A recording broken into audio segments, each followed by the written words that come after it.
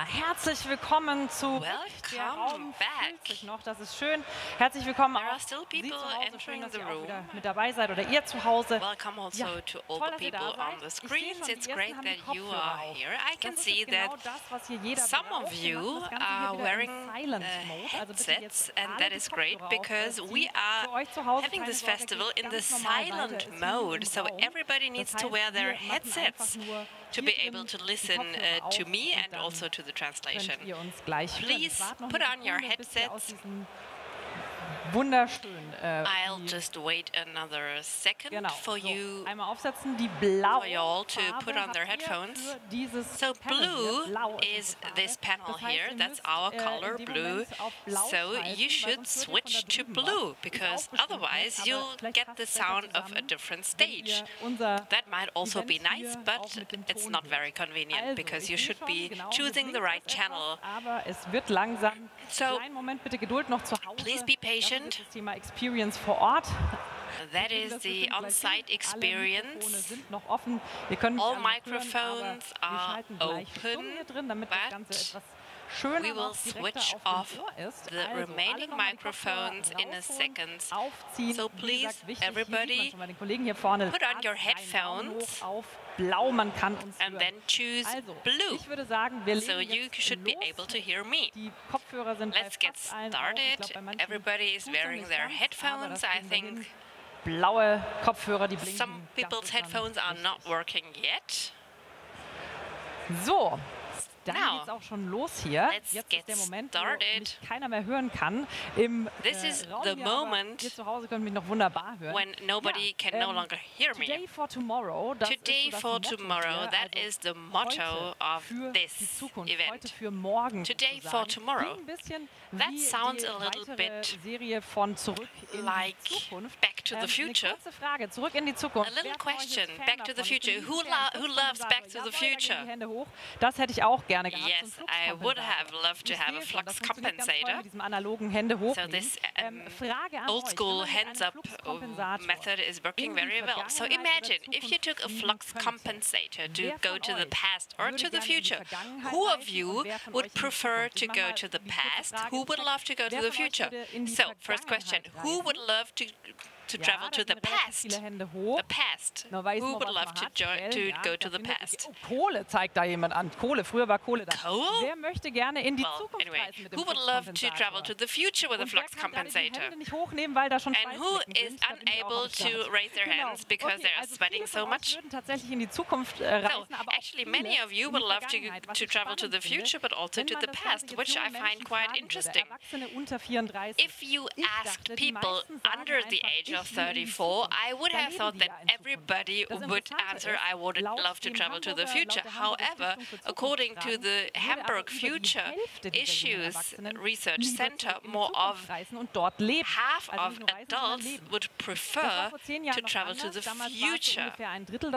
That was different a couple of years ago. 1/3 wanted to live in the past and 2/3 wanted to live in the future. So something must have changed. The future doesn't seem to be that interesting any longer, which is a pity, and we would like to change that. So let's take a look at digitization, the current status quo. Are we on the shoulder or are we on the fast lane? And this is what we are going to talk about now in the reality check. Da müssen jetzt die Leute hoch. Das ist jetzt schön, die hören mich nämlich nicht.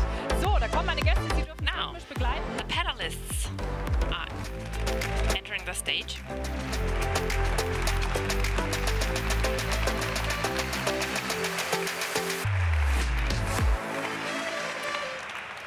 Ja, das ist noch ein bisschen tricky hier auch mit uns, ne?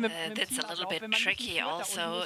If you cannot hear me down there, it's getting difficult. So I'm looking forward very much to my panel.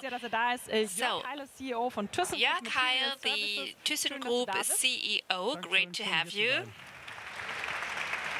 Es ist besser, jetzt hört man sich wieder, ne? It's better now, we can hear us. Dann haben wir Markus Wambach, Board Member Markus Wambach, MHP Board Member, one of our hosts.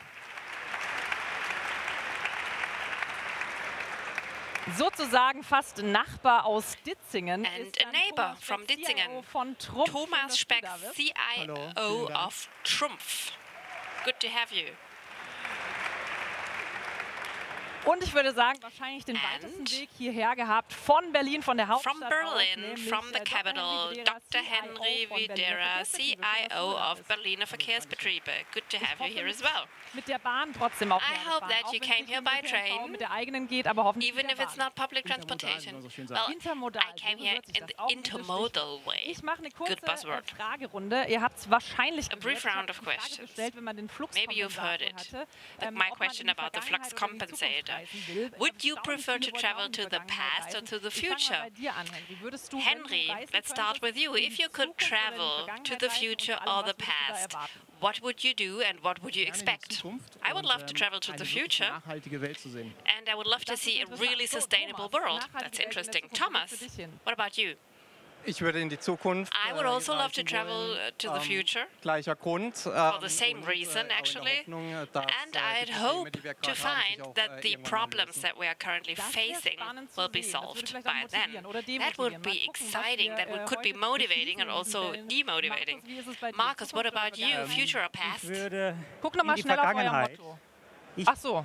Ich würde in die Vergangenheit travel to the past denke, dass because I think that die Zukunft we could deutlich früher have set the stage for a better future much earlier, and this is what I would love to do. Ich dachte, Jörg, ich mache es für dich am einfachsten, Zeit drüber nachzudenken. Aber jetzt I wanted to make it easy for you because I wanted to give you some time to think about your answer. What about you? Well, I would like to stay in the present moment because I've got it in my own hands. Vergangenheit kann ich nicht mehr wirklich beeinflussen. I cannot influence the past, but I can do something today to change the future. That's a great teaser. Thank you. Steigen wir mal rein. Wir haben so ein bisschen Themenblöcke auch gebildet. Let's deep dive into this panel discussion. Let's talk about the status quo ante first, which is dominated by several crises. The opening of the Hannover Trade Fair, Olaf Scholz said, one thing is very clear, the pandemic and the war nichts von ihrer Dringlichkeit. Das heißt, do not remove any of the urgency of the Industrial Revolution. So he made it very clear it's all about digitization. On the other hand, we all hear about supply bottlenecks. We are still in the pandemic. While the pandemic was an accelerator to the digitization, is the war stifling digitization? Well, we need to push digitization. There are also meetings regarding the supply chain later on. I think networking and cooperation is one of the major topics, and digitization plays a major role in that. What about you? What do you think? Do you think we must do more today than 2 years ago, or absolut, also das Gegenteil. Or is it slowing down? No, quite on the contrary. The pandemic was a driving force for digitization, and the crises that we have to master right now lead to a further acceleration of digitization. We need to become more independent. We need to further develop, which in my opinion, it's quite clear we need to push digitization. During the pandemic, we felt that public transportation lost half of the customers, and you got the chance to restructure your organization. Did you do that? Well, to be honest, public transportation needs to be continuously offering its services, so we just had less passengers. The question now is, what do we have to change to be able to prevail? So we've learned that old structures can be disrupted, we can change our behaviors, and that we can be successful with experiments. And I would like to follow up on that so as to master the challenges of these times. Markus, what about you? You are consultants, you have got the overview of all industries. Is there a lot of panic due to the war and supply bottlenecks? And does this mean that other topics are postponed? No, quite the contrary is what we observe. The question is, how can I get out of the crisis, out of the pandemic, and what are the lessons learned? I think we've learned a lot. New work has been discussed very intensely, and we wouldn't have done that without the crisis. And I am deeply convinced that despite all the horror that we are experiencing right now and the bottlenecks, that this triggers new ways of thinking, and that this gives us the opportunity to rethink everything, to reconsider our energy supply and to find new solutions. We also have to think about how to set up supply chains in the future. There might be a trend towards globalization. These are the discussions that we need to have now. Open discussions. But we feel that the companies are concerned about that they are looking into that throughout all the industries. Das heißt ja auch Reality Check, was wir hier machen. What we do here is called reality check. So I checked. Sometimes it's just a perceived truth. People think that in the past everything was better. But the IFO Business Climate Index in March was it was the third lowest index ever, and this was due to increasing energy and purchasing prices. So, due to globalization, we feel the loss in sovereignty, in autonomy. Is it even possible to just return to normal, to simply reinstate the supply chains, and would that even make sense? I just pass it on to you if somebody would like to answer. Well, I'll start with the industry side. The Ukraine crisis and all the sanctions.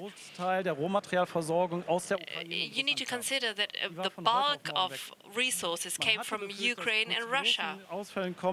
We feared major losses in the steel industry, in the production chains, but we found out that within a very short period of time, namely only 4 weeks, we were able to set up new supply chains in the raw materials area.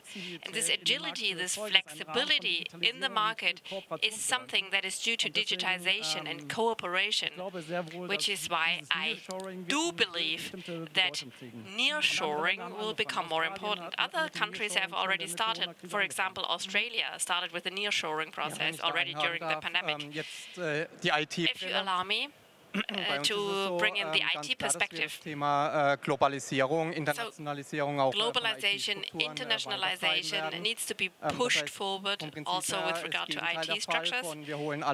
So it's quite the contrary. We don't want to get everything back. No, we want to focus on interregional cooperation, global cooperation.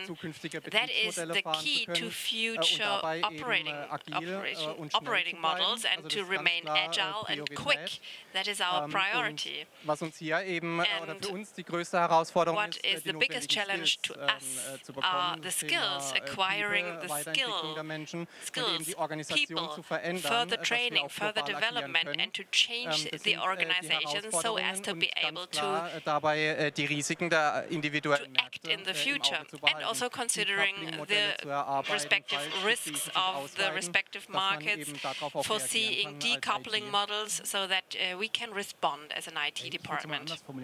Die beiden Punkte finde ich total gut, aber vielleicht müssen I like both perspectives, muss ich glaube ich schon sagen, dass wir daraus noch lernen müssen. Also but I do think that we need to learn from that. As a country, as Germany, we were very naive. The paradigms that we followed at the time were very naive, and I think no matter how we progress in the future, we must become smarter than we were in the past. Well, naive is putting it nicely, actually. At the time, well, later there is another panel, and for all those of you who would like to learn more about supply chains, there is a panel in the afternoon about supply chains. But everything was price-driven. There were the low-cost countries that made us invest in these countries, and which is why we are at a disadvantage right now in the world. What we are doing here is a reality check, so, and it's called digitization on the fast lane. So I wanted to present you with some statistical facts. There is a current survey by the Research Institute, European Center for Digital Competitiveness, and they have taken 47 countries and checked for parameters like risk, capital, technological skills of the population, and the willingness to change. What would you think? How did we rank? What was our rank? Well, let's put it that way. It was not in the one-digit range. What would you guess? How did we rank? How did we come out of that survey? I don't know, but this is in line with our idea. And that's also due to historic reasons. We used to be a nation of thinkers and poets, and we were very much focused on engineering, product engineering, and it was quite easy. We perfectly developed the product into the tiniest detail. And we then sold these products to the customer. Maybe at some point we came up with after sales, but this is not how the world works today. So we need to adjust our way of thinking to that. We need to become more agile. So what has been said before, the Ukraine crisis forces us to become quicker and more flexible. And this can only help us Germans to change our way of thinking in terms of software services, in terms of speed and pace, and not only think in terms of zero mistakes, but to pass on a product that might still have mistakes, but that gives more fun to the customer. This is something that we need to learn. And this explains the rank that we are at currently. And this is what also revealed our study in the Industry 4.0 survey. We need to learn that. So the Ukraine crisis is an additional trigger for us in Germany to develop quicker and more flexibly. Well, I really spent some time thinking about that. We rank 17 out of 47, so it's better than the European Song Contest. But we are not leading the field, which is what we always like to be in Germany. So I would like to ask you as well, if you want to join this discussion, if you have a question, you can state your questions. At least one person from the audience needs to ask a question so that I can make use of this thingy here. I'm looking to the audience. I would like to know from you, what do you think? What's the reason for rank 17? If you would like to say something, please raise a hand. Please, somebody raise their hand so that I can try this out. So what do you think? Rank 17. Venture capital, technological skills of the population, willingness to change. What's the issue with Germans? Aus meiner Perspektive ist es wirklich kulturgetrieben. Well, in my opinion, it's a cultural thing. As Marcus said, we are thinkers and poets, and we tend to strive for perfection. An 80-20 approach is not enshrined in our German industry. We love to discuss for hours, and this makes us lag behind.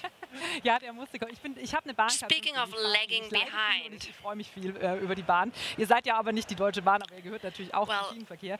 Ich habe trotzdem mal geguckt, weil du sagst, ja, wir reden. You've been saying that we tend to talk too much and not do enough. Ja, wir können ja nicht von heute auf morgen Schienen verlegen. We always get to hear you cannot transfer rails overnight, but I've read that if you fostered the smart grid, it would increase flexibility. 340 kilometers of train tracks are digitized, which corresponds to 1% of the total rail network in Germany. Please, Henry, tell me that the situation is different in Berlin. Actually, it is different in Berlin. I don't know the exact figures, but the €9 ticket we are currently selling in Germany shows that we have the capacity. There are these peaks in the morning and in the afternoon, but you don't have to find a technological solution to that. You can find a social solution to that. You can adjust the paradigms that we set ourselves centuries ago to current times. Well, I was also suffering public transportation. 2 weeks ago, I went to Dresden. I spent 11 hours in the train. Where do you live? Start in Karlsruhe. In Stade, in Karlsruhe. And it took me 11 hours to get to Dresden. It's not always like that with the Deutsche Bahn. However, what I wanted to say, we need to invest in infrastructure. That's a no-brainer.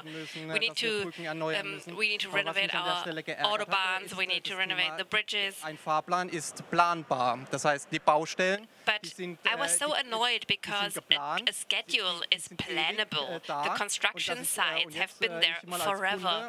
So I, as a customer, and this refers to digitization, we are simply not ready. I cannot tell from my schedule that there is a construction site on my way to Dresden and that you can adjust the plan accordingly. And that is one example of missing digitization. We are developing AI for machines. We develop digital concepts, and we are not capable to map a construction site in a schedule. So digitization and how we go about this in our society is really something that we need to focus on. We really lag behind. So sometimes it works. You click on the app and then you can see in which section you are on of the train station. And then for some reason, at some point you find out that you are completely on the wrong side of the train station. So infrastructure creates efficiency. Marcus, what about increasing efficiency, digitization throughout the industries? We've had high hopes a couple of years ago. Would you say that at least in this respect we have made progress? Also da geht auf jeden Fall was. Yes, we can achieve more. So when we take a look at production, then of course in 2012, 2015, we started with individual topics. And we started to improve these individual topics. But there will never be an end. We have to learn that. It is a journey. But I think that now when we talk about production, at the latest we know the destination. We have our North Star. And on the corporate level, we can develop very well, I would say. And I also think that we've learned to focus partly. What has been mentioned here was the infrastructure, and that's true. The infrastructure is lagging behind. We realize that in the railway network. We also notice this when you want to make a phone call in the train, on the highway, or if you want to have a fast glass fiber connection for your internet at home. And, well, these are the framework parameters. And we see countries that are ahead of us, also with regard to education. And we see the challenge in kind of catching up. And these are the framework parameters around the companies, in my opinion. Well, framework parameters and infrastructure. We have a question. You can stay there. One question in between, and then you get the microphone. It's a pity that you do not sit at the very back. No, you can stay there. I will throw the microphone to you in a second. But first of all, one question. I took a look at your websites in the preparation, and on your website it is said that digitalization is not a business strategy. No, it is a business strategy. This is what it said, and it's not a pure IT strategy. Yeah. For this holistic approach, what do we need? It's not only about making the machines faster. What is this about? Well, our claim is no business without IT and no IT without a business. So cooperation Cooperation is key here. And we have to assume the responsibility together for that. Things do not happen as quickly as we want them to happen. But we see that partnerships are relevant here, and we drive that forward, also in the structures, in the contents. So all people involved in our project, they see that we really do something here in our organization. This is what we want to achieve. I try to throw the microphone now. We will come back to that, what digitalization is about. We always talk about digitalization as if we know what it means, but I just throw the microphone to you now. Ja, es geht schon, genau. It works right away. Jawohl. Einen Aspekt würde ich noch gerne mit reinbringen. I would like to add one aspect, the infrastructure, the railway network, the highway network, connectivity.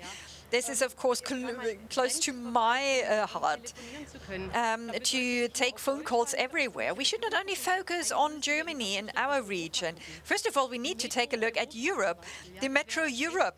That would be a great thing to have something like that. Connectivity alone in Germany, to manage that is a challenge, I know. But you see how others are doing that, other countries. You have connectivity everywhere. You have cell phone coverage everywhere. I mean, you can do that. So here from Germany, we should really think big and take a look at the whole of Germany. And the infrastructure, what you've said for Trumpf, I think this is the right approach. I think this will change the tangible stuff, but this IT big thinking, this is something where we need to catch up. Clap your hands for this very interesting statement. Das klappt doch super. Falls noch mal jemand that works well. It's really fun to throw this. And yes, you're absolutely right. Infrastructure is one thing, and connectivity as well. This brings me right away to my next question, to what you're saying on your website of Trumpf, Thomas, so that machines can only work faster. This is wrong. The whole process should be digitalized and should use Industry 4.0. What is this about, and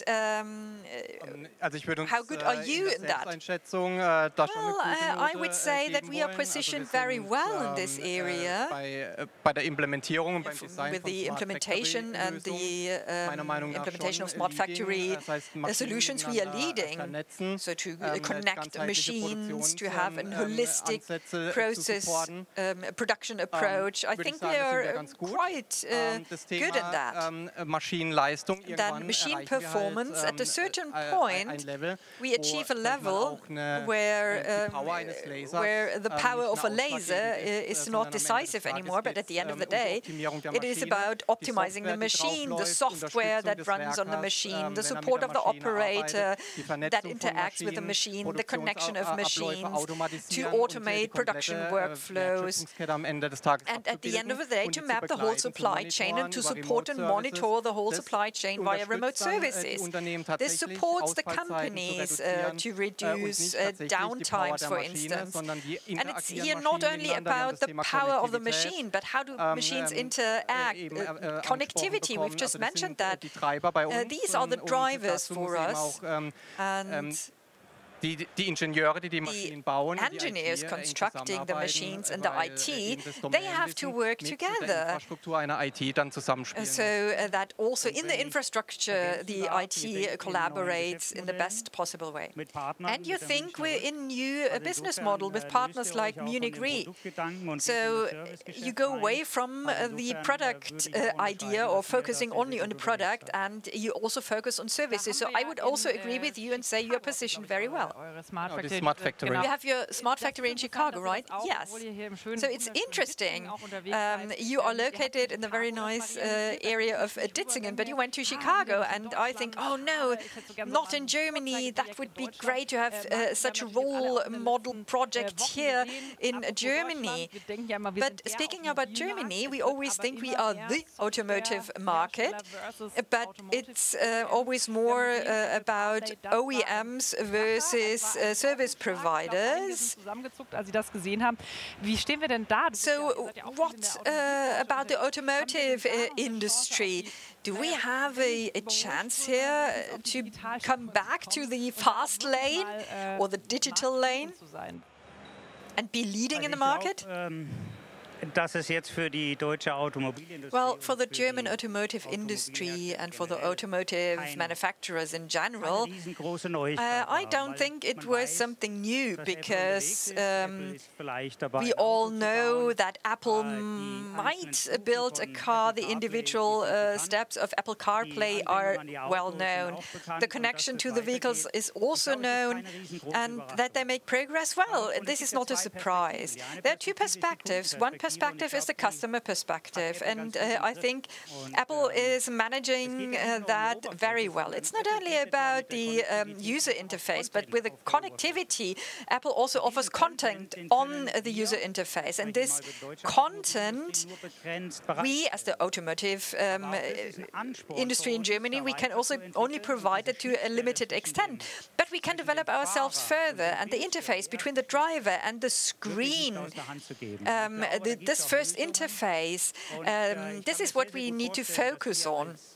And there are good solutions. We as premium manufacturers, I think, we do not want to give details out of this interface, because this is the face to the customer. And within the system, we have to build interfaces so that Apple CarPlay works. So we have to open up. But the question is, how big is customer pressure? And at the end of the day, the question is, how do I use the car? When I, at one day, do not possess an own car, but I just have a hull, and I sit in this hull for moving from A to B, then it will be quite easy for me to climb into a car, and I always have the same user interface. And Apple, with this user interface, has a big advantage then. But for us, this should be a motivation to catch up, and I'm absolutely convinced that we can do that. CarPlay so there won't be only one CarPlay interface, but we also hopefully have several brands. Yes, I believe that. I'm absolutely convinced it is a USP, and I'm not convinced that every user wants to have that. But what every user wants to have, and I can just confirm that here, the example in China or Taiwan, there was a huge how at the train station, I thought about, oh no, there's a terror attack or whatever, because there were so many people screaming around. But no, it was just a message that the train is 2 minutes late. I mean, 2 minutes for us, this is normal. So here, when we come to the sustainability, then alternative drives, hydrogen drives, etc., play an important role, but also public transport, intermodal operation. You've mentioned that. Why don't we have a seamless system in Germany? Do you not get along, or is it too difficult because there are no legal provisions? What do we need for seamless mobility? Well, I think this €9 ticket is a great disruption. It's so easy. So we as a public transport company, we think to go through the whole of Germany for €9, this is not actually, this does not reflect the actual value of this service. But we think it is a disruption, and it gives us the opportunity to think about new approaches. So normally people do not travel so much from city to city, but they move more within the city, within Ludwigsburg, Munich, Stuttgart. But we think always about different industry sectors. So we have the sector automotive, industry, machines. But no, everything is connected. So what people want is they want to get from their home to their office to a public event like a concert or whatever. At the end of the day, it's absolutely okay if the customers take a car, and then the bicycle, and then public transport. The combination that I always get the mobility solution that I need. If we achieve that, then we make a real progress, and we work on that in Berlin. Of course, we have the economy that needs to be competitive, and we need different offers. If this reflects the target groups, then I, of course, agree, but we just have one world we live in, and we have to reduce the CO2 footprint. I'm a fan of studies, you know that, and the current Bitkom study says the CO2 footprint can be reduced by 2030 due to digitalization by 41%. So this is a huge amount. What would you say? What are the levers? What do we need to do? Is it production? Is it mobility? Is it material? Is it buildings? Whatever you've said. No. Just a sequence.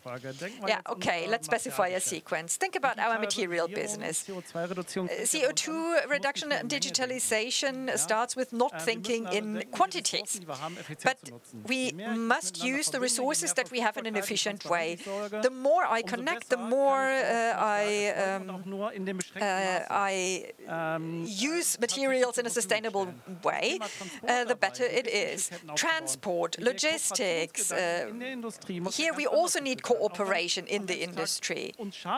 So I do not want to sell more, I want to sell in an efficient way. The same is true for the production at Trumpf, for instance. You have to ensure that the machine is used in the best possible way, not only working one shift, but several shifts, because you need to really utilize a machine if you buy that. And with that, you can also reduce the CO2 footprint. This is a good way of approaching that, so that you need smart systems. This is also something that we do not see so frequently in Germany. There are not so many things that are smart. In case someone has another question, you can get the microphone. If you want to catch it, then you can raise your hand. No. I know how to throw. Okay, then, well, we talk about individual things, but digitalization is not something that you can buy and say, well, I take two. No, you need a strategy for that. I often hear you need AI, you need a metaverse, you need whatever, I don't know. So maybe for the CIOs, what would be your recommendation? If people really want to improve digitalization, if they really want to focus on that, what do they need to keep in mind? Well, I would like to start here.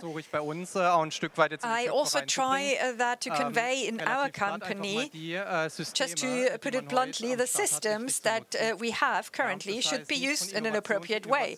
So it's not going from innovation to innovation and to really find the unicorn, to put it bluntly. No, what you've started years ago, now you need to continue that, to implement it in a suitable way, to increase penetration in a company. Then I think you've won a lot. We tend to not complete things, but to go from technology to technology, from innovation to innovation. And I think this is the wrong approach. This does not mean that we should stop being innovative, but complete things first and take that as the basis for the next step. And then we can also increase the speed. And this is something that is lacking at the moment, as you've mentioned. Exactly, focus. Focus is key. But what's our target corridor, or what are our targets actually? Still, I feel that we have a topic innovation, economy, and somewhere in the background is sustainability. But to say sustainability is the topic, and as IT, we are not the cost driver of the company anymore. But we got a place at the table, so to speak. And this helps us to use the data, the systems that we have, to push everything forward. To give you an example, we need to invest in infrastructure. infrastructure. We used the data at BVG for route optimization of our buses and for our, to improve the behavior, the driving behavior of our drivers. And that reduced fuel consumption. And this is a good thing. And this should be in focus. Well, to do homework, this is what I understand, before we come up with the totally creative, crazy ideas. Unfortunately, we've come to the end of the panel, but let's come back to the first question.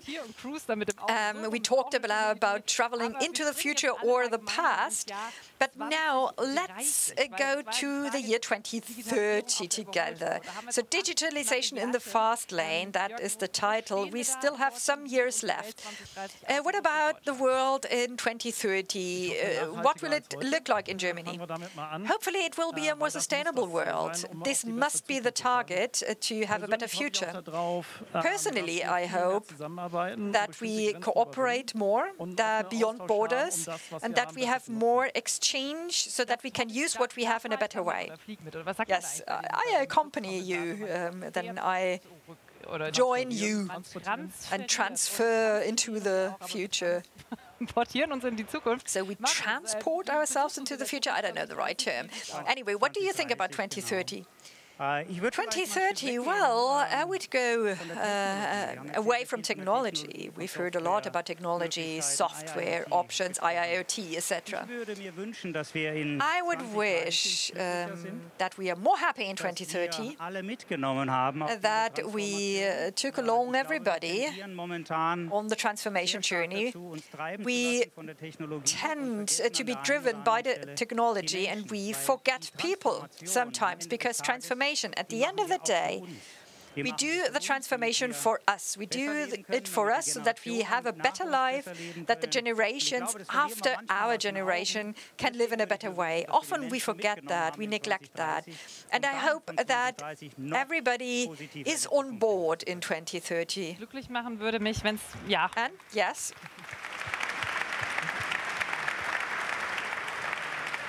I absolutely agree. But of course, it would be good to have someone tidying up the room, a robot or something like that. So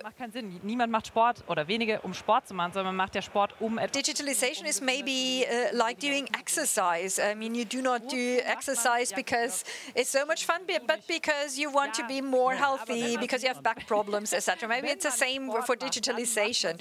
So if you do exercise, okay, Jörg, then you do it for a certain target. Thomas. So I think the most has been mentioned, to act more sustainable, to digitalization not as a mean as such, but to do things in a more sustainable way and to solve our problems in a way that we solve dass wir Digitalisierung im Alltag besser nutzen können. Our problems with talented young people. And I hope that the talented young people are not driven as much as we are. So if people are looking for good jobs, well, here's someone who makes some advertisement. But anyway, you're working for a great company, right? Well, Henry, intermodally, you've mentioned that at the beginning. What would be your wish? I hope that my daughter still lives in Berlin in 2030 in a city that is nicer than it is today, that we have more parks instead of parking spaces. And if we have to, or if we want to achieve that, then we have to go back to the fast lane, yes. Thank you very much for that. That was a great statement at the end. Thank you for listening. So, for you here and for you at home, I hope that you paid attention at the beginning. At the end, you have the QR code where you can collect your token. We will show it in a minute, so just stay here, collect the token for your interesting NFT, and I say thank you very much. Thank you very much for being on stage, for giving us so much of input and insight. Thank you, and clap your hands. We continue in 5 or 10 minutes.